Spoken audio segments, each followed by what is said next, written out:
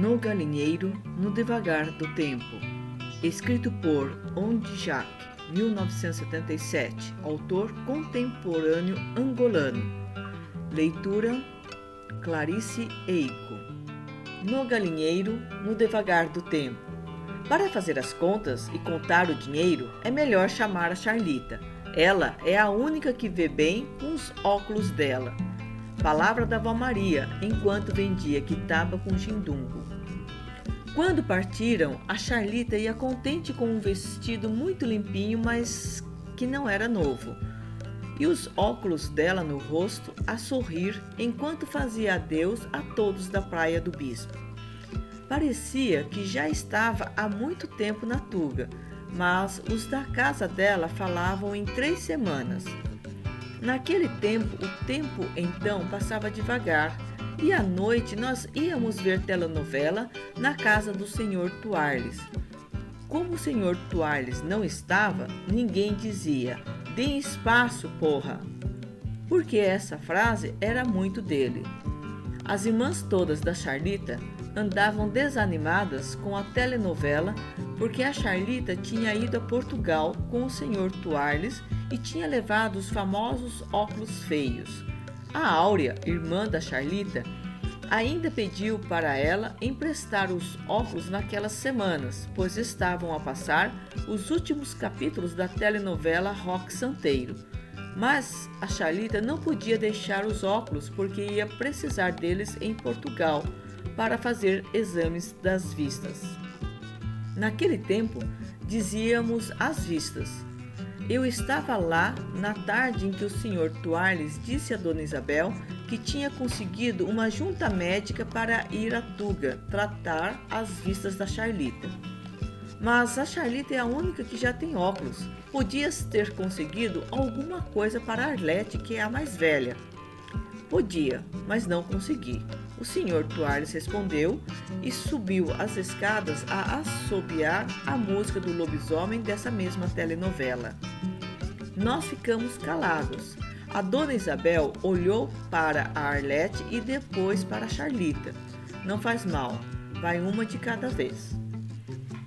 Fomos todos lá fora espalhar a notícia. A Charlita ia a Portugal num avião bem grande que fazia bué de barulho e voava bué de horas sem parar para pôr gasolina. Ela ia lá ver as lojas de Portugal, comprar roupas bonitas, comer bué de gelados e ia ao médico das vistas. Quem sabe mesmo iam lhe dar uns óculos novos e aqueles óculos amarelos e feios iam sobrar para as outras 4 irmãs. Essa história era antiga no bairro da Praia do Bispo. Eram 5 irmãs, todas viam muito mal e só a Charlita tinha uns óculos feios, mas que davam para ver bem as telenovelas brasileiras. Durante essas semanas não houve notícias do Sr. Tuarles e da Charlita. A telenovela estava quase a acabar e, apesar das irmãs dela ficarem atentas ao som, olhando a televisão de muito perto, no fim do episódio nós íamos sempre lá fora, sentar no muro e contar todo o episódio outra vez. Eu gostava muito desse momento porque todo mundo modificava a novela, mexia nas conversas dos personagens, inventava novas situações. E as irmãs da Charlita deliravam contentes ou confusas com essas versões angolanas da telenovela. Às vezes, alguém punha assim um pensamento alto: será que a Charlita está contente lá na Tuga? E esse era um tema de conversa que durava. Cada um punha a sua versão. Uns imaginavam ela com novos brinquedos oferecidos pelo próprio médico das vistas. Outros falavam das vistas dela já arranjadas. Alguém dizia que isso era mentira, pois as vistas da Charlita eram estragadas de nascença. Talvez, então, uns óculos novos e bem potentes tipo binóculos. Outros falavam de lojas grandes com bué de roupas coloridas. Mas a Arlete foi ficando mais séria e disse uma frase que assustou todo mundo: "Se lá tiverem muitos bares, a Charlita vai voltar com os mesmos óculos." Todo mundo ficou silencioso, só nos ruídos de matar os mosquitos que estavam a nos picar nas pernas. A dona Isabel chamou as filhas para dentro de casa. O Paulinho saiu também a correr e a avó, Nhé, veio nos ralhar de estarmos ali no muro até tão tarde. Mas vocês gostam de dar de beber aos mosquitos ou o quê? E rimos porque a avó Nhé gostava de dizer essas frases dela, assim tipo das telenovelas. Antes de adormecer, perguntei à avó se aquele bar ali perto do Hospital Maria Pia, que afinal se chama Hospital Josina Machel, se aquele bar era do Sr. Tuarles, e a avó disse que sim. Depois perguntei se ela achava que ele ia beber muito lá nos bares de Portugal, e a avó disse que na Tuga não era como aqui, e a cerveja, por mais que bebesse, era difícil de acabar. Passaram mais dias.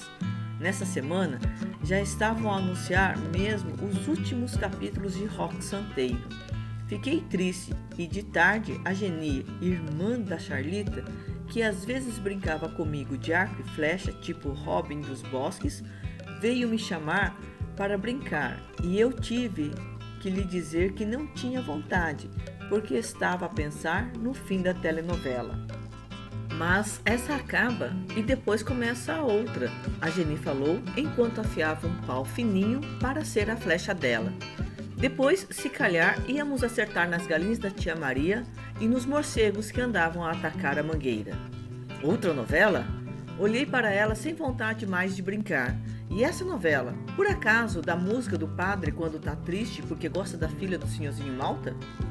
Essa nova telenovela tem cenas da dona Lulu a se olhar no espelho com os olhos todos pintados porque ela gosta do marido da dona da boate, mas tem medo que o Zé das Medalhas chegue a casa e lhe bata? E os discursos do professor Astromar Junqueira, que afinal deve mesmo ser o lobisomem? E os beijos do Roque com a viúva porcina, com a boca bem grande? E as prostitutas da Rua da Lama que vão à igreja? E nessa outra novela, o senhorzinho Malta tem coleção de perucas que chamam capachinho? Hã? Tu sabias que esse ator, o nome verdadeiro é Lima Duarte e que ele é que fazia o Zeca Diabo na telenovela do Bem Amado, com o Odorico Paraguaçu, chefe de Sucupira, com um cemitério bem difícil de inaugurar? O quê? A Geni guardou as coisas dela e foi embora a reclamar que eu andava a falar bem à toa. Ninguém falava noutra coisa, o assunto era um só, o fim da telenovela Roque Santeiro. E ainda por cima, uma colega da escola leu numa revista que o Roque, no fim, não ficava na cidade de Asa Branca. E o pior, que o Zé das Medalhas ia morrer afogado. Só sei que fiquei bem triste a pensar na morte do Zé das Medalhas. A avó Nhé veio me chamar para jantar. Na hora do lanche, todos podiam beber chá preto, menos eu, porque diziam que o chá preto fazia mal e que eu era nervoso. A Madalena entrou com a notícia que me cortou todos esses pensamentos. A Charlita e o Sr. Tuarles chegam hoje à noite. Todos ficaram contentes, eu também. Coitada da Charlita, se chegasse um dia depois da novela, além de perder o último capítulo, ia ter que acreditar nas nossas versões bem aumentadas. O sol se pôs atrás das obras dos soviéticos. O mesmo de sempre, a poeira do fim da tarde e o soviético a conduzir o caminhão-cisterna que deitava água na rua para acalmar o pó. Os nossos gritos a gozar com ele e os gritos dele em soviético que parecia um português mastigado e cuspido ao contrário. A rua ficou úmida a deitar um cheiro de sol no alcatrão que tremia refrescado. Todos cá fora esperavam o Sr. Tuarles e a Charlita, que tinham ido a Portugal. A avó Maria, a mãe da dona Isabel. A dona Isabel, os 2 filhos, as 4 filhas. A minha avó na varanda com a tia Maria, nós, os primos. O Gadinho no quintal dele, o Paulinho e até o Xana na esquina da rua dele. Nas pernas, um monte de mosquitos que sempre acordavam àquela hora da noite. O cheiro da figueira, da goiabeira e das mangas ruídas pelos morcegos, ninguém falava, e só a Áurea fungava do nariz, mas não conseguia recolher o ranho que lhe brilhava nas narinas. A Charlita vinha no banco de trás. O Sr. Toalhes vinha muito sentado no banco da frente e um senhor desconhecido conduzia um Lada amarelo com um tubo de escape roto. O barulho animou a malta. Deram a volta longe, do outro lado da bomba de gasolina, e batemos palmas como se fosse um filme. Os mosquitos afastaram-se com o movimento, mas depois voltaram devagarinho. Eu vi, no banco de trás, com os olhos tristes e enormes, a Charlita trazia exatamente o mesmo vestido de flores remendado no sovaco do lado esquerdo e na cara os mesmos óculos amarelos grossos e feios com que nos dias seguintes haveria de ver os últimos capítulos da telenovela Roque Santeiro. As palmas pararam. O carro travou em frente a Dona Isabel. A Charlita não se mexeu. O Sr. Toalhes abriu a porta com dificuldade e saiu do lado amarelo. Os filhos da Dona Isabel foram tirar a mala do porta-bagagens. A Charlita não se mexeu. Ninguém sabia o que dizer e, para dizer a verdade, aquele momento lembrava o dia em que o Zé das Medalhas chegou à casa e encontrou a mulher dele, Dona Lulu, com a cara toda pintada de cores fortes, os lábios inchados de um batom bonito e um vestido justo que transformava a Dona Lulu numa mulher de corpo todo apetitoso. O Zé das Medalhas deu-lhe uma carga de porrada e trancou-lhe no quarto, onde ela ficou a chorar a noite toda perto do espelho. Ninguém disse nada. Ficamos a olhar os olhos muito parados da Dona Isabel. Abriram a porta e a Charlita saiu devagarinho. Eu tinha visto bem. O mesmo vestido, os mesmos óculos e até as mesmas sapatilhas. Dê espaço, porra! O Sr. Toalhes gritou com os lábios inchados e escuros. Nós fugimos. Nessa noite não fomos à casa da Dona Isabel ver a telenovela porque a Vonier não deixou. Jantamos, vimos a novela ali mesmo e fiquei outra vez triste quando o camarada locutor confirmou que faltava apenas 2 episódios para o fim do Roque Santeiro. Demos encontro no muro. Todas as filhas do Sr. Toalhes apareceram, menos a Charlita. O Paulinho foi quem teve mesmo coragem de fazer as perguntas e a Arlete foi respondendo como sabia, mas todo mundo captou que ela sabia muito pouco. Saí devagarinho dali. Imaginei, não sei porquê, que a Charlita podia estar num lugar onde só nós dois gostávamos de ir às vezes. No galinheiro abandonado da casa dela, com restos de milho duro espalhados pelo chão. Estava escuro. Também vais me perguntar de Portugal? Ela chorava pela voz mais do que pelos olhos. Não, Charlita, só queria te contar os episódios que tu não viste com os teus óculos. Contei-lhe do padre que gostava da filha do senhorzinho, falei da morte do João Ligeiro quando houve tiroteio na fazenda do Roque.